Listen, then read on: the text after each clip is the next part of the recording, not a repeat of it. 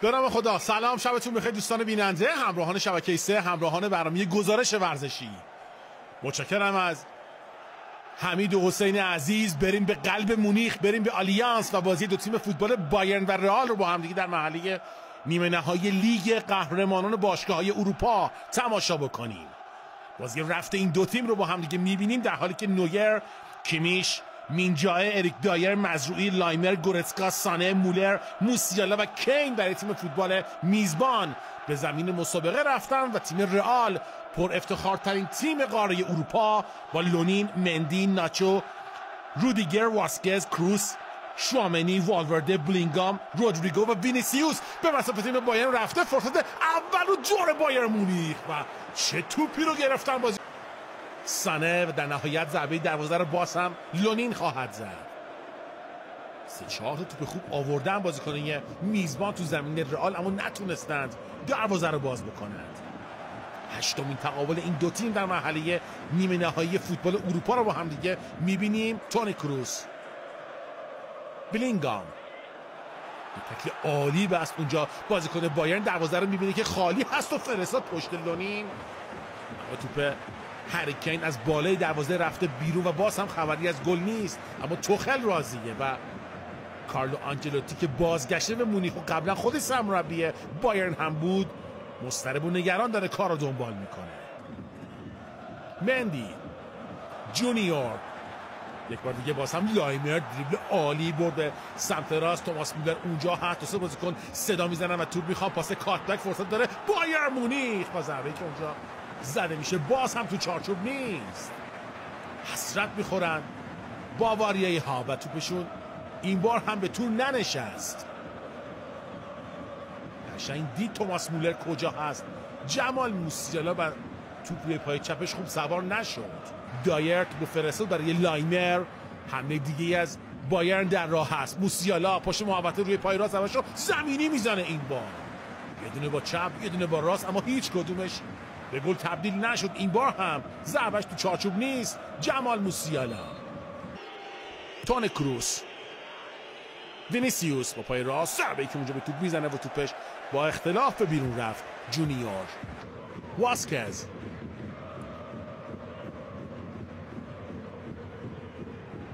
یه حرکت پاس عالی برای جونیور. فرصت داره رئال مادرید و توی دروازه. بایرن بازی کرد و رئال به گل میرسه.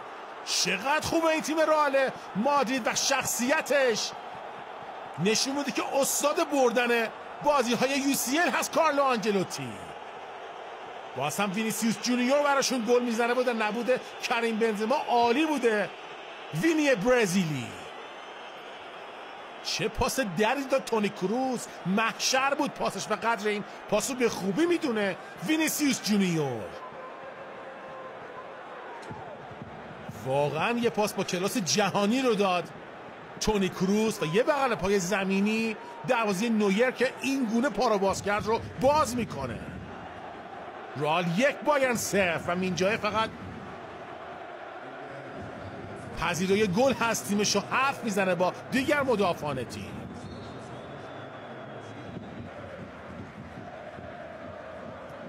کیمیش، یک بار دیگه باسم جمال موسیالا یه ارسال کوتاه و زمینی و برگردوند. ناچو دوباره خود موسیالا میکنه واسه شوزنی. گورتسکا به مدافعان پرتعداد رئال مادرید توپش برخورد کرد. سانه، کیمیش با پای راست یه ارسال بلند دروازه. فرصت داره بایرن و ضربه‌ای که اونجا زده شد تو چارچوب نیست و در نهایت بازی هم به نفع رئال متوقف شد.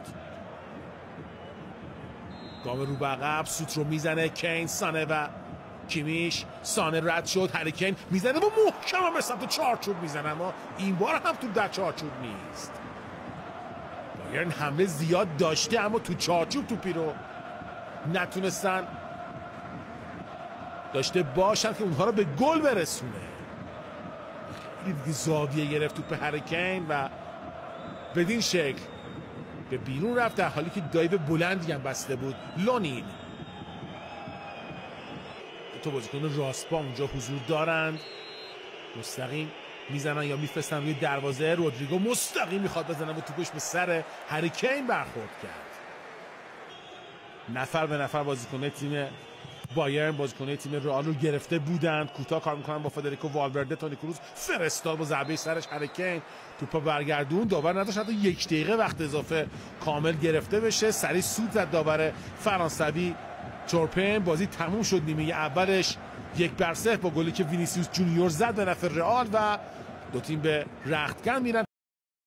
مینجای، اریک دایر، مزروعی، لایمر، گورتسکا، سانه، مولر، موسیالا و کین 11 نفر تیم بایرن در نیمه اول بودن که الان یک تغییر رو هم تیم بایرن در دستور کار خودش داشته و رافائل گریرو به زمین مسابقه رفته. یک بار دیگه بازم تو گیری خوب از ناچو تا پشت محوطه خوب میارن توپ بازیکن‌های بایر مونیخ، اما اونجا توپ رو از دست میدن. وینیسیوس جونیور یه پاس برای جود بلینگام به نسل 4 بازیکن گرفتار میشه. راه میندازه. تونی کروس رو بغل پای فنی خودش رو میزنه و خیلی خوب گرفت مانوئل نویر.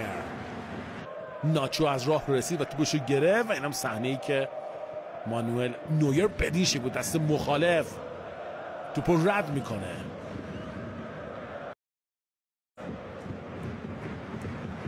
سانه یه حرکت میکنه توی عرض میزنه و ضربه محکمش به توی دروازه میره و بازی رو 1-1 مساوی میکنه. سانه یاد اون حرکات انفجاری آریل روبن و فرانک ریبری انداخت ما رو در ترکیب بایر مونیخ. بایرن 1، رئال مادرید 1. مونیخیا برمیگردن به این مسابقه و چه صحنه خوبی رو سانه اونجا براشون به وجود میاره. توخل با دایر صحبت میکرد و حلقه شادی مونیخی ها اونجا شکل میگیره. میبینیم با هم دیگه صحنه آهسته رو. ضربه عالی و محکم روی پای چپ بدین شکل دروازه لونین رو باز میکنه. فرید داد مندی رو تغییر مسیر عالیش با یه شوت خوب همراه میشه با بازی 1-1 مساوی شد. بایر مونیخ 1، رئال مادرید 1. پرواز مونیخی ها با سانه اینجا تکمیل شد. هم تشویق رومانیگه و اولی هوینس.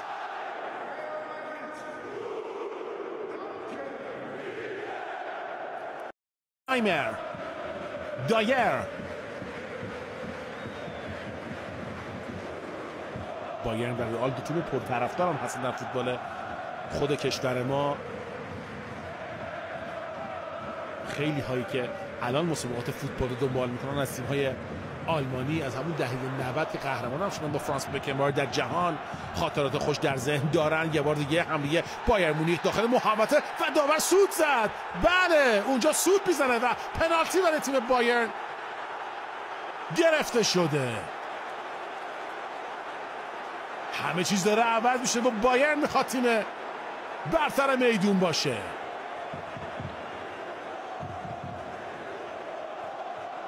دیگه میبینیم صحنه آهسته رو. اینجا پا رو گذاشتم و جمال موسیالا متوقف میشه. ما تغییر مسیر بده یه پا میندازه اونجا و زد واقعا لوکاس واسکز جمال موسیالا رو.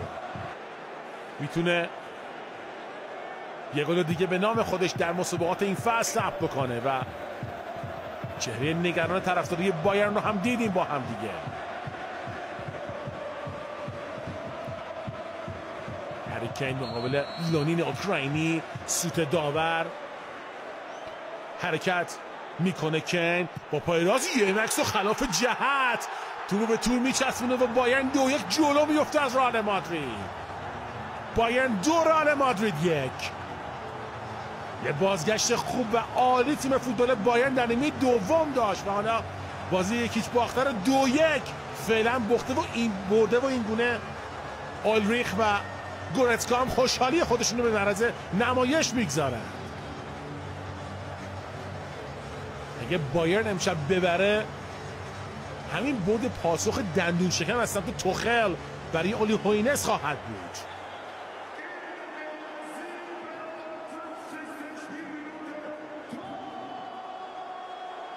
مکس عالی اون شوکی که میده. لونین میره واسه خودش و هری کین به راحتی دروازه رئال رو باز میکنه.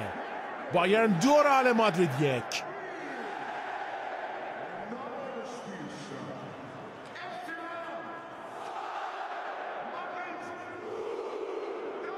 آلیانس تو مدت زمان شاید کمتر از 5 دقیقه 2 گل ارزشمند رو به خودش میبینه.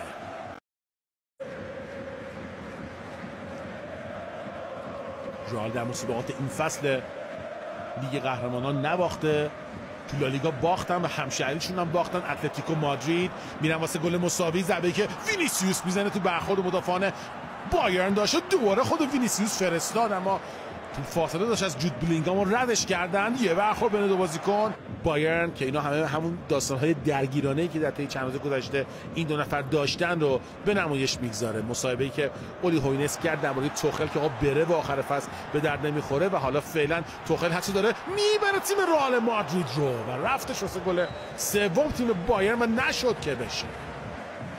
و شاید تخصصش رسیدن به فینال هست با تیم‌های مختلف. ضربه سر محکم و گرفت لونین، ضربه‌ای که اونجا اریک دایر زد. یه بار دیگه ارسال بلند روی دروازه، فرصت داره بایرن رو در دهانه دروازه. قبل از توماس مولر برداشت لونین تو با دست داشت.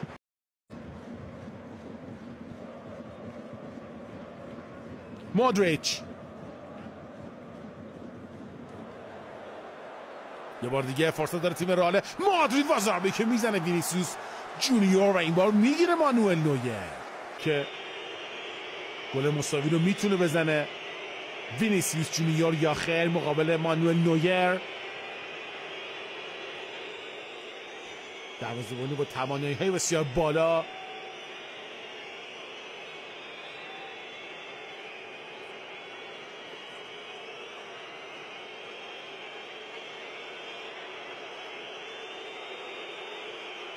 باید با سوت ضربه زده بشه. همه بازیکن‌ها پشت محوطه جریمه قرار دارن و نویر روی خط حرکت میکنه. بازی رو مساوی خواهد کرد یا نه که بله.